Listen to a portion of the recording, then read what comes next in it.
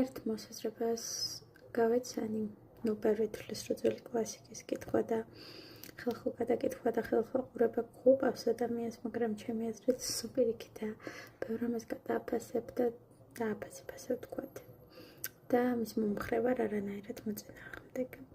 და ერთი სენტერს მოსაზრებას წავაწყდი, რომ 20 წლის მერე ადამიანი უფრო მეტად ამბობს იმას, რის თქმაც სურდა. რა თქმა უნდა, ადრე იმის გამახსენდა Spellbound-ის ამბავი 1945 წელში ჰიჩკოკის გადაღებული და მსახიობები ბერგმანი და პეკი, რომ 30-29 იყვნენ და მერე წლების მე როგორ ნანობდნენ იმ ამბავს და ზოგადად როგორ იხსენიებდნენ საკუთარ თავს ძალიან ახალგაზრდებად და ადრე მიკვირდა 30-29 წლის ადამიანები რატო იხსენიებენ თავს თქო. ეხლა მივხვდი რომ საერთოდ არაა გასაკვირი. მაგ შესანიშნავ ფილმ მერე ხელხარო ვუყურებ, მერე ჩავწერ მაგას რამ ვიდეოს, მაგრამ ახლა არა. ამჟამად ისევ დიდი შემოსავალი გამოვიდა.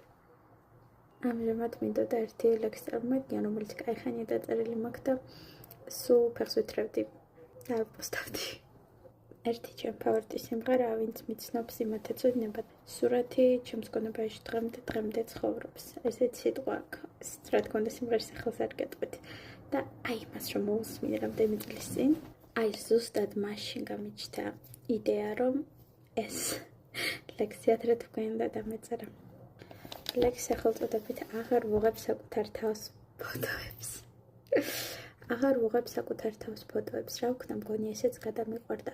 ზოგიერთი ფოტო კეკლავაც დარჩა ამ ჩემს გონებას, თითქოს და წმინდა ტაძრად. აღარ ვიხილე საკუთარ თავს ფიქრებით, მოლოდი, წუხილი და სისმრებით, მომბეს და სულ ყველაფერი ცალმხრივი მეგობრობა ტერმინია, სულ გადაღლილის. ადრე სულ ყველაფრისაც კი მწამდა, ახლა არც კი ვიცი სად რა ვეძებო, მაგრამ იმედს ვერაფერს ვერ დავუშვი. იგი არ დამტოვებს, მაგრამ გულს მასაც კი არ გადავუშლი.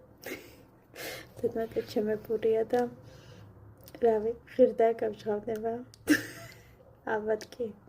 წლების მერე მას შევხედავ და გამეცინება ამ ვიდეოზე. 10 წლის წინ ვარ გადავიღებდი ეს ვიდეოს, ვიცი. 10 წლის მერე ვფიქრებ ალბათ რამ დავპოსტია და წავშლი.